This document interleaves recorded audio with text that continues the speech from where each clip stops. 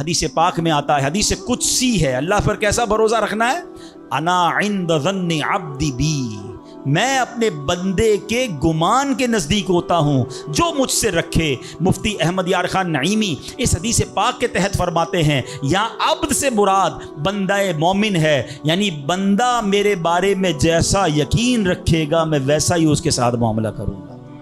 بس یہ سمجھ لو آج بات، میرا اللہ بہتر فرمائے گا، رب میرے لیے بہترین فیصلہ کرے گا، وہ مجھے پالنے والا ہے، میری ماں سے زیادہ چاہنے والا، یقین تو کرو نا اس پر۔ لوگوں کو اللہ پر ہی یقین نہیں رہا ہے، میرا تو کام ہی خراب ہو جاتا ہے، اللہ معاذ اب اس پہ کفریہ کلمات بھی کہہ دیتے ہیں، میرا تو جناب مسئلہ ہی حل نہیں ہوتا، میری دعا تو رب سنتا ہی نہیں ہے، میری مشکل آسان وہ کرتا ہی نہیں ہے۔ تم کھڑے نہیں ہو سکو گے، تم اللہ پر، اللہ سے بدگمان نہ رہنا۔ اللہ کرے کہ انسان یہ سمجھ جائے کہ مجھے رب پر اچھا گمان رکھنا ہے۔ شاعر کہتے ہیں نا، جو سوچتا ہوں وہی بات ہونے لگتی ہے۔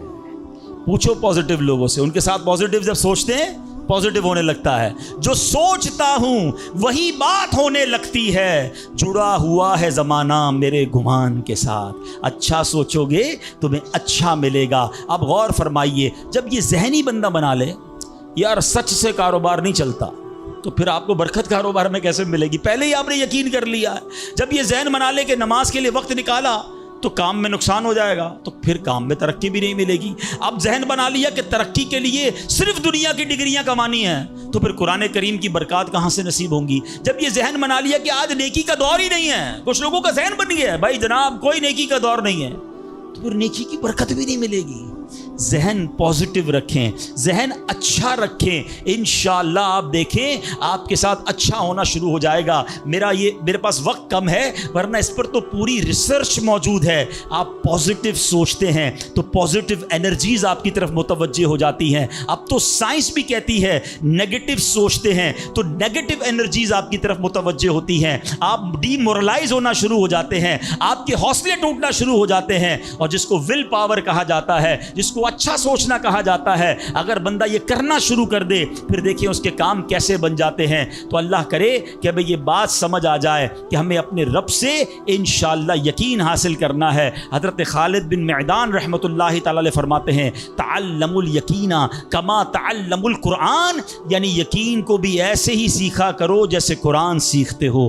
میں نے بھی اسے سیکھ کر حاصل کیا ہے۔ سبحان اللہ۔ اب یقین سیکھنے کے لیے، یقین حاصل کرنے کے لیے علماء نے بڑے طریقے لکھے۔ پہلے تو بندہ دعا کرے کہ اے اللہ مجھے اپنا یقین عطا فرما۔ بڑی پیاری دعا حضرت ابوبکر صدیق کیا کرتے تھے، اللہم حب لی ایمانا و یقینا و معافاتا و نیہ، اے اللہ مجھے پکا ایمان، پختہ یقین، عافیت اور سچی نیت عطا فرما۔ اللہ پاک سے دعا کرتے رہیں اور ایسے لوگوں کے ساتھ رہیں۔ آخری بات کر لیتا ہوں جناب، پرابلم پتہ ہے کیا ہے؟ ڈی مورلائز بندہ پتہ کہاں ہوتا ہے؟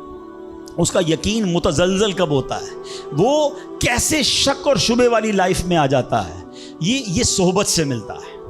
آپ جب اللہ پر پکا یقین کرنے والے لوگوں میں بیٹھتے ہیں نا، آپ کا یقین بھی بڑھنا شروع ہو جاتا ہے۔ یار اس کو اللہ پر کتنا بھروسہ ہے، بیمار ہے پھر بھی کہتا ہے میرا رب کریم ہے، پریشان ہے پھر بھی کہتا ہے اللہ کی رضا پر راضی ہوں، میرا رب سب ٹھیک کر دے گا۔ جب ایسے لوگوں کے ساتھ آپ بیٹھتے ہیں نا، آپ کا یقین توکل بھی مضبوط ہونا شروع ہو جاتا ہے، بندہ اسٹرانگ ہونا شروع ہو جاتا ہے۔ اور جب بندہ بیٹھتا اٹھتا ہی ایسے لوگوں میں ہے جو ہر وقت مایوسی کی باتیں کرتے ہیں، ہر وقت جناب آنے والے خطرات اور پریشانیوں کا ہی ذکر کرتے رہتے ہیں، ارے بھائی کچھ نہیں ہونا، سب برباد ہو گیا ہے، سب ختم ہو گیا، ان کے پاس جب بیٹھو ایسا لگتا ہے سب کچھ تباہ ہونے والا ہے۔ ایسے لوگوں کے ساتھ نہ بیٹھیں، حوصلے والے لوگوں کے ساتھ بیٹھیں، توکل والے لوگوں کے ساتھ بیٹھیں، اللہ سے محبت کرنے والوں کے ساتھ بیٹھیں، پھر دیکھیں انشاءاللہ آپ کے کام کیسے سیدھے ہو جائیں گے۔ ایک آخری بات چلے کر لیتا ہوں، اللہ پر بھروسہ، اللہ کے فیصلوں پر یقین کیسے حاصل ہو؟ مجھے یہ کیسے پتہ چلے کہ یار یہ چیز میرے لیے بہتر ہے؟ میں نے کئی بار اپنے بیانات میں یہ اگزامپل دی ہے، میں دوبارہ دے دیتا ہوں، شاید کسی کے دل پر اثر کر جائے۔ میں مثال دیتا ہوں، ہمیں بعض اوقات بندہ پتہ ہے اللہ سے یقین کہاں ٹوٹتا ہے؟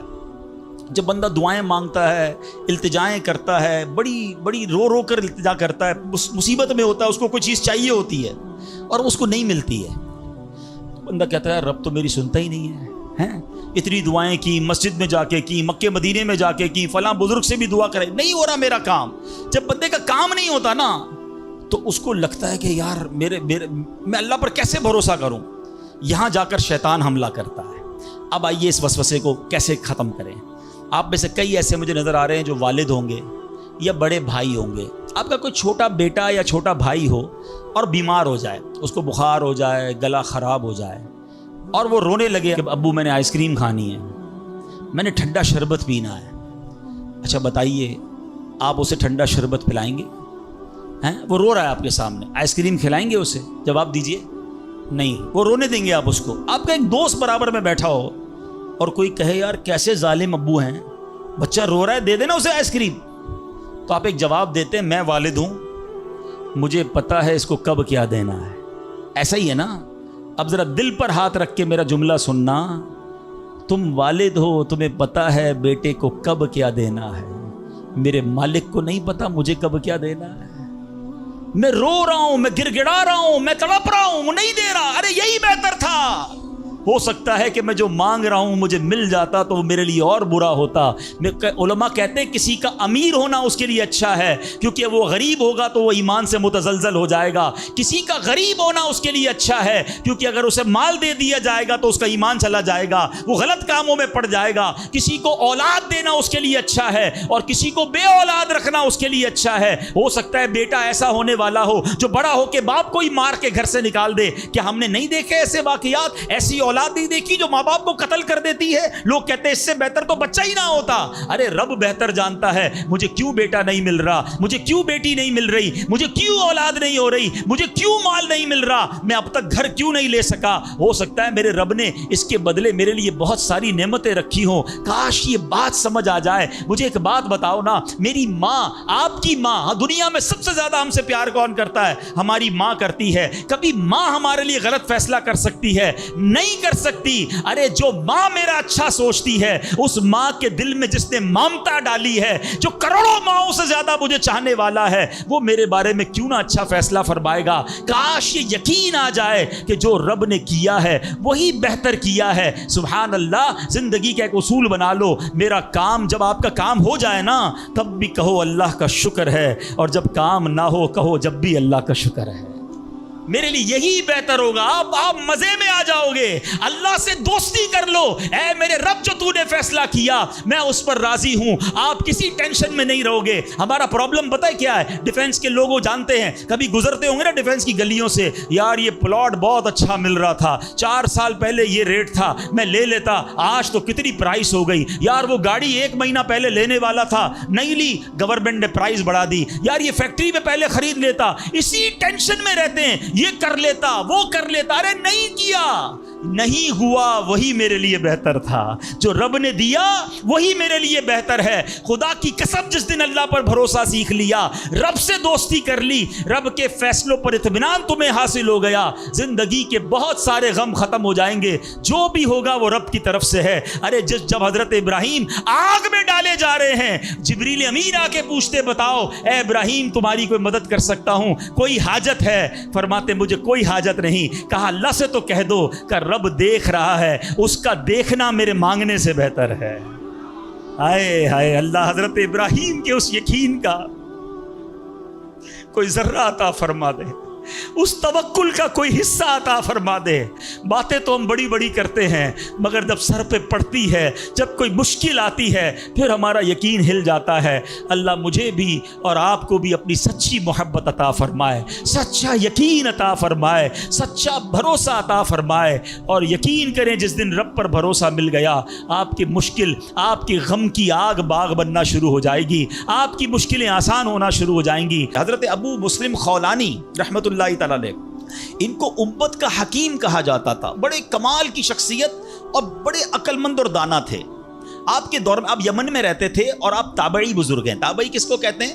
جس نے کسی صحابی کو ایمان کی حالت میں دیکھا ہو اور اس کا خاتمہ بھی ایمان پر ہی ہوا ہو. تابعی, سبحان اللہ, وہ تابعی بزرگ تھے, یمن میں رہتے تھے. آپ کے دور میں ایک شخص تھا اسود انسی. اس بندے نے معاذ اللہ نبوت کا جھوٹا دعویٰ کر دیا, اور ایک دن زبردستی آپ کو اپنے پاس بلایا اور پوچھا کہ کیا تم گواہی دیتے ہو کہ محمد صلی اللہ تعالیٰ علیہ وسلم اللہ کے رسول ہیں؟ کہا ہاں بالکل, میرے آقا علیہ الصلوۃ والسلام اللہ کے نبی ہیں, سچے نبی ہیں, وہ میرے آقا ہیں, میں ان پر ایمان رکھتا ہوں. تو پھر وہ کہتا ہے اچھا یہ گواہی دیتے ہو کہ میں بھی اللہ کا رسول ہوں؟ حضرت ابو مسلم خولانی کہتے ہیں کہ میں نے نہیں سنا تم کیا کہتے ہو، یعنی سنا ہی نہیں اس کی بات، سنی انسنی کر دی۔ اسود انسی کو بڑا غصہ آیا، اس نے فوراً حکم جاری کیا کہ بڑی اور خوفناک آگ جلائی جائے۔ آگ جلائی گئی، ابو مسلم رحمۃ اللہ تعالی کو اس دہکتی آگ میں ڈال دیا جائے، حکم دے دیا۔ آپ کا ایمان ٹس سے مس نہیں ہوا، آپ کھڑے رہے اور آپ کو اٹھا کر آگ میں ڈال دیا گیا۔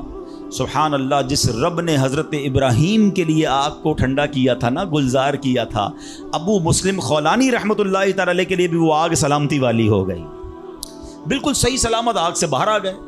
اسود انسی نے جب یہ دیکھا کہ یہ اتنی بڑی کرامت، اب یہ لوگوں کو پتہ چل جائے گا تو میری تو نبوت کا جو دعویٰ ہے وہ بیڑا غرق ہی ہو جائے گا، تو ان کو آزاد بھی کر دیا اور کہا کہ فوراً یہاں سے آپ چلے جائیں۔ تو آپ کو یمن سے نکال دیا، آپ یمن سے نکلے اور مدینہ منورہ حاضر ہو گئے۔ غلامی میں نہ کام آتی ہیں شمشیریں نہ تدبیریں، غلامی میں نہ کام آتی ہیں نہ شمشیریں نہ تدبیریں، جو ہو ذوق یقی پیدا تو کٹ جاتی ہیں زنجیریں، کوئی اندازہ کر سکتا ہے اس کے زور بازو کا، نگاہ مرد مومن سے بدل جاتی ہے تقدیر۔ ایک قافلہ تھا، 3 افراد ہیں، بلکہ اس میں سبحان اللہ 4 افراد ہیں، حضرت ابراہیم، حضرت اسماعیل، بی بی ہاجرہ، اور چوتھے کون تھے؟ حضرت جبرائیل۔ حضرت جبرائیل راستہ بتا رہے ہیں، یہ پورا قافلہ پیچھے پیچھے جا رہا ہے۔ کہاں جا رہا ہے؟ حضرت جبرائیل سے حضرت ابراہیم کو اتنا شوق تھا، پوچھتے ہیں اے جبرائیل ہماری منزل آ گئی؟ کہتے ہیں ابھی اور آگے، ہماری منزل آ گئی، کہتے ہیں ابھی اور آگے۔ لکو دک صحرا میں ایک ٹیلے پر جا کر، کون سی جگہ تھی جہاں آج مکہ آباد ہے؟ کچھ بھی نہیں تھا، کعبہ بھی نہیں تھا، اسی ٹیلے والی جگہ پر بعد میں کعبہ بنایا گیا۔ بالکل صحرا ہے، نہ پانی ہے نہ کھانا ہے۔ حضرت جبرائیل نے بتایا اے ابراہیم تمہارا مقام آ گیا ہے۔ حضرت ابراہیم کی اطاعت دیکھیں کہ وہ بیٹا جو 99 سال کی عمر میں دعاؤں کے بعد ملا ہے، حضرت اسماعیل آپ کو 99 سال دعا کرتے کرتے گزر گئے، پھر ملے تھے، مگر حکم کیا تھا کہ اپنے بیٹے کو، اپنی زوجہ کو وہاں چھوڑ آؤ۔ حضرت ابراہیم اپنی زوجہ کو، اپنے بیٹے کو جب چھوڑ کر جاتے، تھوڑے سے کھجورے ہیں، پانی ہے، تو بی بی ہاجرہ کیا کہتی ہیں؟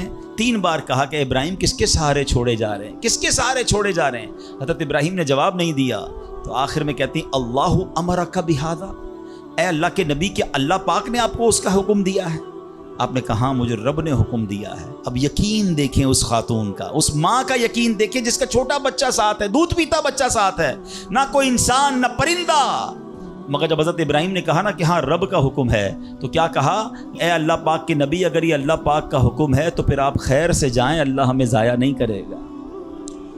رب کا حکم ہے نا، پھر کھانا بھی اسی نے دینا ہے، پانی بھی اس نے دینا ہے، ہماری حفاظت بھی اسی نے کرنی ہے۔ آئے ہائے، یقین کیسا تھا کہ وہ رب رحمان قدرتوں والا ہے۔ اللہ وہ ہے جو مردے سے زندہ نکال سکتا ہے، اللہ وہ ہے جو دن سے رات کو بناتا ہے، رات سے دن کو بناتا ہے، اللہ پاک وہ ہے جو بنجر زمین کو سرسبز و شاداب بنا دیتا ہے، یہ وہی رب ہے جو صحرا سے چشمے نکال دیتا ہے۔ اللہ پر یقین تھا کہ اگر پانی نہیں تو کیا ہوا، پانی بھی اسی کی نعمت ہے، وہی عطا فرمانے والا ہے۔ ارے یہاں کھانا نہیں تو کیا ہوا، رزق دینے والا تو موجود ہے، سبحان اللہ۔ اور ایسا ہی ہوا، کہا اب خیر سے جائیے، اللہ ہمیں ضائع نہیں کرے گا۔ کیا خوبصورت شعر ہے نا، یقین مثل خلیل آتش نشینی، یقین مثل خلیل آتش نشینی، یقین اللہ مستی خود گزینی، سن اے تہذیب حاضر کے گرفتار، غلامی سے بدتر ہے بے یقینی۔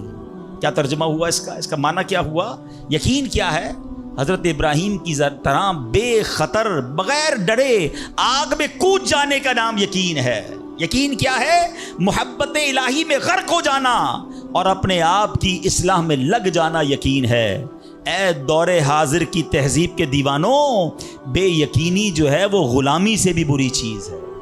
آج بے یقینی کی فضا کیسی ہے، یقین ہی نہیں ہے کسی کو، تذبذب، ٹینشن، اللہ پر، دین پر، اپنے دنیا کے معاملات پر یقین ہی نہیں ہے کسی کو، ہر وقت فکروں میں گھرا ہوا ہے۔ اے میرے پیارے اسلامی بھائیوں، آج غربت عام ہے، مشکلات ہیں، ہر دوسرا آدمی مشکلات میں پھنسا ہوا ہے، لڑائی جھگڑے ہیں، نا اتفاقی ہے، دنیا میں کئی جگہ تو مسلمان بیچارے ظلم و ستم کا شکار ہیں۔ اللہ پاک ان کی غیب سے مدد فرمائے۔ الحمدللہ مسلمانوں نے तारीख में शानदार कारनामे सर अंजाम दिए हैं। अल्लाह करीम ने मुसलमानों को बड़ी शान और शौकत से नवाजा है, मगर अब हालात किसी और तरह के चल रहे हैं। कभी गौर किया इसकी वजह क्या है? इस पर तज्जिया किया जाए तो एक बड़ी वजह सामने ये आती है कि मुसलमानों में बेयकीनी बढ़ा दी गई है। प्यारे आका मक्की मदनी मुस्तफ़ा सल्लल्लाहु अलैहि वसल्लम का ज़रा फरमान सुनिए। मशहूर सहाबी हज़रत अबू हुरैरा रज़ियल्लाहु तआला अन्हु इस हदीस के रावी हैं। रसूल ज़ीशान मक्की मदनी सुल्तान सल्लल्लाहु अलैहि वसल्लम ने फरमाया, मा अखाफ अला उम्मती इल्ला ज़अफ़ल यकीन। आका फरमाते मुझे अपनी उम्मत पर खौफ नहीं है मगर यकीन की कमज़ोरी का, यानी और कोई खौफ नहीं है। ये उम्मत ऐसा नहीं होगा कि शिर्क में मुब्तला हो जाएगी। फरमाया मेरी उम्मत अल्लाह पाक का इनकार नहीं करेगी, हाँ मेरी उम्मत को जो बड़ा मसला दरपेश होगा उनका यकीन कमज़ोर हो जाएगा, उनका भरोसा कमज़ोर हो जाएगा। एक और हदीस पाक सुनिए। आका फरमाते हैं, नजा अव्वलु हादिहिल उम्मा बिल यकीनी वज़्ज़ुहद। इस उम्मत के पहले लोग यकीन और दुनिया से बेरग़बती के ज़रिए नजात पा गए। व यहलिकु आखिरु हादिहिल उम्मा बिल बुख़्लि वल अमल। और इस उम्मत के जो आखिरी लोग होंगे कंजूसी और लम्बी उम्मीदों के सबब हलाक हो गए। पहले वाले यकीन की वजह से कामयाब हो गए। कैसा यकीन था? 313 थे ना, मगर भरोसा रब पर कैसा था कि फरिश्तों की फौज मदद के लिए आ जाती है। और बाद वाले फरमाया कंजूसी होगी, लंबी उम्मीदें होंगी। कंजूसी क्यों होती है? माल खर्च करूंगा खत्म हो जाएगा, यकीन नहीं है ना, ये पैसे चले जाएंगे, ज़कात नहीं देते लोग, अल्लाह की राह में खर्च नहीं कर रहे, लंबी उम्मीदें बनाई, यकीन नहीं है। काश ये बात समझ आ जाए कि मेरे और आपके नसीब में जो रिस्क लिखा है वो लिखा हुआ है, वो हमें मिलकर रहेगा, मगर उसी की टेंशन में ज़िंदगी गुजर रही है। बेयकीनी की कुछ मिसालें मैं आपको समझाता हूँ। अभी तक शायद कुछ लोग कह रहे होंगे यार ये बात तो ठीक कर रहे हैं, बेयकीनी होनी नहीं चाहिए, मगर हमें तो बेयकीनी नहीं है। अब मैं कुछ एग्जाम्पल के ज़रिए समझाता हूँ। हम मानते तो हैं अल्लाह पाक रिस्क देने वाला है, ठीक है, फिर भी माल के पीछे मारे मारे फिरते हैं। कोई लंदन पेरिस के ख्वाब देख रहा है, कश्तियों के अंदर बैठकर, पिछले दिनों वाक़यात हुए ना, हैं, पैसे देकर वो डंकी लगा कर जाते हैं, कोई रास्ते में मर जाता है, कोई कश्ती में बेचारे डूब गए। क्यों? यकीन नहीं है, इधर पैसे नहीं मिलेंगे उधर पैसे मिलेंगे, किसी तरह उधर चला जाऊं या मर जाऊंगा भूखा। ज़रा गौर कीजिए ऐ मेरे प्यारे इस्लाम भाई, को सूद का काम करता है। क्यों करता है सूद का काम? यकीन नहीं है ना कि हलाल कमाऊंगा तो पीछे रह जाऊंगा। मिलावट, रिश्वत, डाका, चोरी, अगर इन तमाम गलत कामों के पीछे आप देखें तो यकीन नहीं होता कि यार मिलावट नहीं करूंगा तो माल नहीं बिकेगा, पैसे वाला कैसे बनूंगा, गरीब ही रह जाऊंगा। यकीन खत्म हो गया है, जिसकी वजह से हर दूसरे आदमी को जनाब गलत काम करना है। आगे चलिए, हम मानते हैं नमाज दुनिया भी संवार देती है, आखिरत भी संवार देती है, सुनते भी हैं बोलते भी हैं, मगर नमाज पर दुनिया को तरजीह देते हैं। यार नमाज पढ़ूंगा तो कारोबार पे, दुकान पे कौन बैठेगा, हैं? नमाज पता है आखिरत और दुनिया संवार देगी, यकीन नहीं है। इसी तरह हम मानते हैं कि मुसलमान की तरक्की कुरान पर अमल करने में है, मगर ना कुरान खुद पढ़ते हैं ना अपने बच्चों को पढ़ाते हैं। हम मानते हैं कि अल्लाह पाक दुआएं कबूल फरमाता है, मगर बेयकीनी है, अब तो दुआ मांगते नहीं हैं, और मांगते हैं तो यकीन ही नहीं होता। अब यकीन करें, उलमा ने लिखा है कि जो बंदा बगैर यकीन के साथ दुआ मांगता है ना, उसकी दुआ कबूल ही नहीं होती है। यानी मिसाल देता हूं, आप बीमार हैं या परेशान हैं या कोई मुश्किल में हैं, दुआ करते हुए ये ख्याल आ रहा है यार मसला हल होना तो नहीं है, चलो फिर भी मांग लेते हैं। उलमा कहते हल ही नहीं होना है, तुम्हें रब पर ही भरोसा नहीं है, हैं? अब मिसाल देता हूं इसको एक बिला तमसील। आपका कोई मुलाजिम है, उसको पैसों की ज़रूरत है, और वो आपके पास आके कहता है साहब 5,000 रुपये की ज़रूरत है, मुझे लगता तो नहीं आप देंगे, चलें फिर भी आपसे मांग ही लेता हूँ। आप बताएं आप उसको पैसे देंगे या डांट देंगे कि जब तुम्हें मुझ पर यकीन ही नहीं है तो आए क्यों मेरे पास, मुझे लगता तो नहीं आप मेरी मदद करेंगे, चले फिर भी आपसे कह देता हूँ मेरी मदद। पहले ही आपने उस बंदे को नाराज़ कर दिया ना। हम कहते नहीं हैं, मगर हमारी बेयकीनी ये कह रही होती है और अल्लाह से दुआ कर रहे होते हैं कि अल्लाह मुझे उम्मीद तो नहीं तू देगा, फिर भी मैं मांग रहा हूँ। तौबा तौबा तौबा। यकीन पता है कैसे काम करवाता है? एक बड़ा प्यारा वाक़या है। एक गांव में बारिश नहीं हो रही थी और लोग प्यासे मर रहे थे, कई साल हो गए बारिश नहीं हो रही थी। आखिरकार गांव वालों ने प्लान किया कि सारे गांव वाले जमा होते हैं और मिलकर दुआ करते हैं, नमाज इस्तिस्का, और उसका एक पूरा तरीका है दुआ का। एक कतरा बारिश का नहीं पड़ रहा था, मवेशी भी प्यासे, लोग भी प्यासे, कुएं भी सूख गए थे। अब जब ग्राउंड में लोग जमा हुए ना, तो एक नौजवान हाथ में छतरी लेकर आया। लोग उसका मजाक उड़ाने लगे, अरे अल्लाह के बंदे سالوں ہو گئے بارش نہیں ہوئی ہیں، تم چھتری لے کر آئے ہو؟ تو کہتا مانگنے کس سے آیا ہوں؟ اس رب نے بارش تو دینی ہے، واپسی کیا بھیگتا ہوا جاؤں گا؟ اور علماء کہتے ہیں جب دعا شروع ہوتی ہے تو اتنی بارش ہوتی ہے کہ پورا گاؤں بھیگتا جاتا ہے، وہ نوجوان چھتری کے سائے میں جا رہا ہے۔ فرمایا یہ اس نوجوان کا یقین تھا جس کی وجہ سے یہ بارش ہوئی ہے۔ کاش یہ بات سمجھ آ جائے۔ ارے رب پر بھروسہ نہیں کرو گے تو کس پر بھروسہ کرو گے؟ اپنے دین پر، اللہ رسول کے فرمان پر ہی ہمیں بھروسہ نہیں ہے۔ غور کیجئے، یہ یقین لے آؤ واپس، زندگی میں موج آ جائے گا، زندگی اتنی پرسکون ہو جانی ہے اگر اللہ کے فیصلوں پر یقین آ جائے، اللہ کی عطاؤں پر یقین ہو جائے، آخرت کے وعدوں پر یقین ہو جائے، نبی پاک کی حدیثوں پر یقین ہو جائے۔ اعلیٰ حضرت رحمۃ اللہ تعالی علیہ کا کیسا یقین تھا؟ ایک بار غالباً اپنی والدہ کے ساتھ حج پر جا رہے تھے۔ اس زمانے میں پانی کے شپ جاتے تھے، اتنا زبردست رف سی ہو گیا، طوفان آ گیا، لوگ ڈر گئے، کلمے پڑھنے لگے، یہاں تک کہ لوگوں نے کفن نکال لیے کہ چلو کفن پہن لے، ڈوبنے والا ہے جہاز۔ اعلیٰ حضرت امام اہل سنت مفتی ہیں، ٹھیک ہے نا، اتنے بڑے مفتی ہوتے ہوئے آپ نے بھی والدہ کو کہا میں اللہ کی قسم کھا کر کہتا ہوں جہاز نہیں ڈوبے گا۔ تھوڑی دیر ہوئی تو ایسا ہی ہوا، جہاز کو کام ڈاؤن ہو گیا، سب خیر سے پہنچ گیا۔ تو ماں نے کہا بیٹا اتنی بڑی قسم کیسے کھا لی تم نے؟ کہ میں نے نبی پاک علیہ الصلوۃ والسلام کا فرمان سنا ہے، جو کشتی میں بیٹھ کر یہ دعا پڑھ لے، بسم اللہ مجریہا و مرساہا ان ربی لغفور الرحیم، وہ کشتی نہیں ڈوبے گی۔ میں اللہ کی قسم کھا کے کہتا ہوں کہ میرے نبی نے فرمایا نا، وہ یقین تھا۔ ہم کتنی بار دعا پڑھتے ہیں مگر دعا پڑھ کے بھی کہتے ہیں پتہ نہیں قبول ہوگی نہیں ہوگی، پڑھ لیتے ہیں۔ یہ والی چیز نکال دیں۔ وظیفے ہمارے کیوں نہیں لگتے؟ لوگ کہتے ہیں وظیفہ پڑھ رہا ہوں مسئلہ نہیں ہو رہا، تعویذ لیا پھر بھی مسئلہ۔ تعویذ پہنتے وقت بھی خیال ہی ہوتا ہے چلو یار پہن لیتے ہیں، پتہ نہیں ہونا ہے نہیں ہو تو کچھ نہیں ہونا۔ وظیفہ پڑھ لیں اور کہہ رہے پتہ نہیں ہوتا۔ پہلے یقین لائیں۔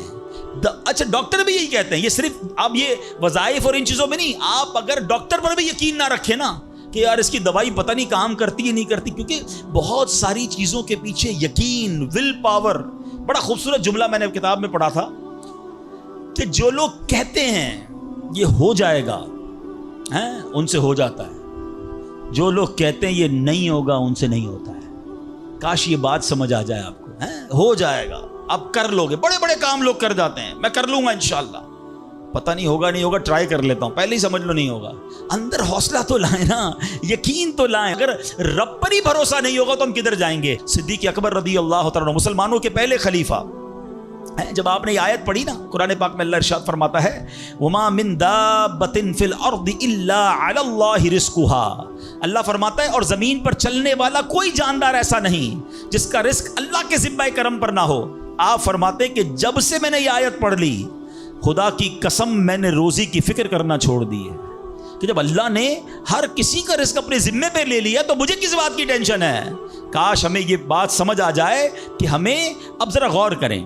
ابھی یہ اجتماع ختم ہوگا، اگر میں آپ سب کو کہوں کہ بتائیں آپ کے لیے کیا دعا کروانی ہے تو تقریباً 70-80% لوگوں نے پتہ کیا کہنا ہے، حضور روزی میں برکت کی دعا کر دیں، کاروبار میں برکت کی دعا کر دیں، نوکری نہیں لگ رہی اس کی دعا کر دیں۔ میں نہیں کہتا یہ دعا نہیں کرنی چاہیے، اللہ سے نہیں مانگیں گے تو کس سے مانگیں گے؟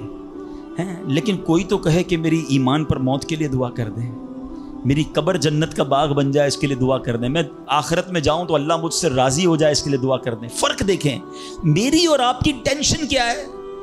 دنیا، روزی، مال، حالانکہ اس کا وعدہ ہے دانے دانے پر لکھا ہے کھانے والے کا نام، مجھے مل کر رہے گا، مگر اللہ نے مغفرت کا وعدہ نہیں کیا ہے۔ اس کی دعا کہاں ہے؟ اس کی ٹینشن کیوں نہیں ہے؟ ایسے کئی لوگ مجھے بھی ملے، آپ کو بھی ملے ہوں گے، یار رات کو نیند نہیں آ رہی، کیوں؟ بس یار کاروبار کی ٹینشن بہت ہے۔ کبھی زندگی میں ایک رات میری اور آپ کی ایسی گزری کہ اس ٹینشن میں نیند نہ آئی ہو کہ قبر میں جاؤں گا تو قبر جنت کا باغ بنے گی یا دوزخ کا گھڑا بنے گی؟ کلمے والی موت ملے گی کہ نہیں؟ جنت میں جاؤں گا یا دوزخ میں جاؤں گا؟ میزان عمل پر جب اعمال تولے جائیں گے گناہ کا پلڑا بھاری ہوگا یا نیکیوں کا پلڑا بھاری ہوگا؟ یار آج جون جولائی کی گرمی، ہیٹ اسٹروک کی باتیں ہو رہی ہیں، 50 ڈگری میں حال برا ہو گیا، سورج 1 میل پر جب ہوگا اور لوگوں کی پیاس زبان سے باہر زبانیں آئیں گی، مجھے جام کوثر نہ ملا تو میرا کیا بنے گا؟ کبھی اس کی ٹینشن، اس کا وعدہ نہیں ہے، یہ اللہ سے دعا کرنی ہے، اس کے لیے کوشش کرنی ہے۔ ساری زندگی ایک ہی ٹینشن، چھوٹا گھر ہے تو بڑا کرنا ہے، کاروبار کو وسیع کرنا ہے، اور آمدنی. اور میں نہیں کہتا دعا نہ کریں، کوشش نہ کریں، خدا نہ خواستہ اس کا کوئی یہ مطلب نہ لے کہ چلو بھائی اب تو اللہ نے اپنے ذمہ کرم پر لے لیا تو اب کوئی کام کاج نہیں کرنا. نہیں، دنیا عالم اسباب ہے، اسباب کا کشکول لے کر بارگاہ الہی میں جانا ہے اور توکل والے انداز میں دعا کرنی ہے، تو اپنی رحمت کے سمندر سے ہمارے اسباب کے کشکول میں وہ ہماری روزی عطا فرمائے گا. اسباب اختیار ضرور کرنے، مگر اسی فکر میں زندگی تو برباد نہ کر دینا کہ سارا صبح سے لے کر شام تک ایک ہی ٹینشن. بھروسہ رکھے رب پر، یقین رکھے رب پر. آج حال یہ ہے بچہ پیدا ہو جائے تو ٹینشن، او ہو اب میرا بچہ ہو گیا، اس کی آگے پرورش میں کیسے کروں گا، اس کی تعلیم کا کیا ہوگا، اور خاص طور پہ بچی پیدا ہو جائے تو ایسے بدبخت لوگ ہیں کہ اب جناب بیوی کو برا بھلا کہہ رہے ہیں، خاندان میں جھگڑے ہو رہے ہیں بچی کے پیدائش پر کہ اب اس کی شادی کیسے ہوگی، یہ تو بوجھ آ گئی ہے. معاذ اللہ. سمجھ نہیں آتی کہ جس رب نے بچی دی ہے انشاءاللہ رزق بھی وہی دے گا، اسباب بھی وہی دے گا. ارے جب اس نے مجھے پالا ہے وہ اس کو بھی پالے گا. کیا خوبصورت بات علماء نے لکھی، جو رب ہاتھی کو من اور چونٹی کو کن دے سکتا ہے وہ مجھے بھی میرا رزق عطا فرمائے گا. آپ ذرا سوچے تو صحیح، کس کس کو رزق دیتا ہے. حدیث پاک کا مضمون ہے تم اللہ پر بھروسہ کرو، جیسا بھروسہ کرنے کا حق ہے وہ تمہیں ایسے روزی دے گا جیسے پرندوں کو روزی دیتا ہے. پرندوں کو سمجھتے کتنی کیسے روزی ملتی ہے؟ کبھی گھونسلے دیکھیں پرندوں کے؟ اچھا پہلے تو یہ نہیں پتا، کراچی والوں کو تو پرندے دیکھنے کو نہیں ملتے. ہم نے درخت کاٹ کے پورا شہری کنکریٹ کا جنگل بنا دیا. ورنہ یہ پوچھے بزرگوں سے، ہم بھی چھوٹے تھے تتلیاں بھی دکھتی تھیں، صبح مدرسے اسکول جاتے تھے تو کوئل کی آواز بھی آتی تھی. اب تو کراچی والوں کے ہارن کی آواز آتی ہے ہم کو. اب تو یہ پرندے بھی چلے گئے. کہاں چلے گئے؟ ہم نے درخت کاٹے، ہمیں اندازہ ہی نہیں کہ درخت ہے کیا. آج گاڑی پارک کرنے کے لیے ہر بندہ درخت کا سایہ ڈھونڈ رہا ہے مگر درخت لگاتا نہیں ہے. کاش یہ بات سمجھ آ جائے کہ جتنے درخت لگتے جائیں گے شہر یا ملک خوشگوار بھی ہوگا، موسم بھی کول ڈاؤن ہو جائے گا. یہ جو آج ہم کہتے ہیں نا اتنی گرمی بڑھتی جا رہی ہے، اس کی ایک بڑی وجہ یہ ہے، یہ میرا موضوع نہیں ہے، لیکن جو موسم کا تغیرات، کلائمیٹ ڈس آرڈر ہے. کاش یہ بات سمجھ آئے کہ پلانٹیشن نہیں ہم کر رہے، ہم پودے نہیں لگاتے بلکہ پودے کاٹ دیتے ہیں. کتنے درخت کاٹے، کتنے جنگل ختم کر دیے ہم نے. الحمدللہ دعوت اسلامی کا شعبہ FGRF، اب پلانٹیشن ہم کرتے چلے جا رہے ہیں. 30 لاکھ پودے لگائے مگر یہ تھوڑے ہیں.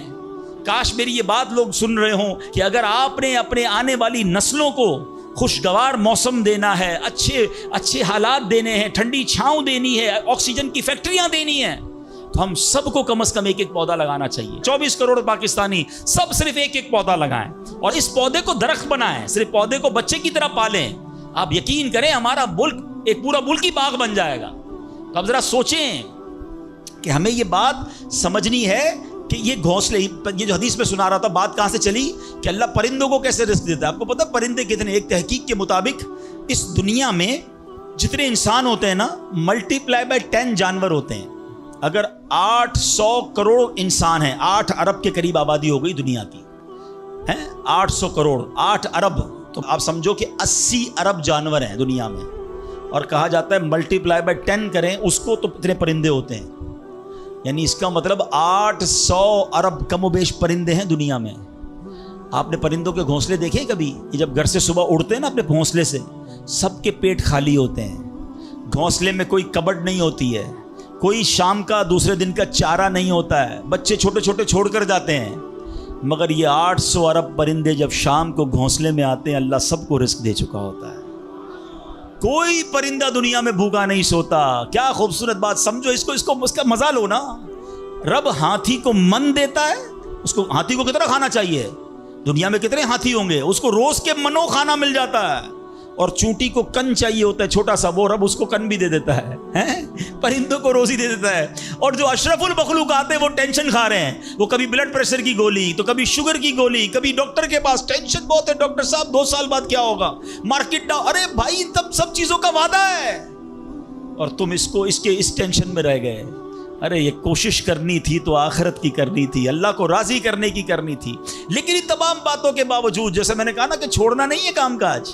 کچھ بے وقوف لوگ یہ سمجھ رہے ہوتے ہیں ایسا نہیں ہوگا. بڑی خوبصورت ایک بات اور کر دوں کہ اللہ پر بھروسہ کیسا کرنا ہے. ایک صوفی بزرگ شیخ سعدی لکھتے ہیں کہ ایک شخص تھا گھر سے محنت مزدوری کے لیے کام کاج کے لیے نکلا.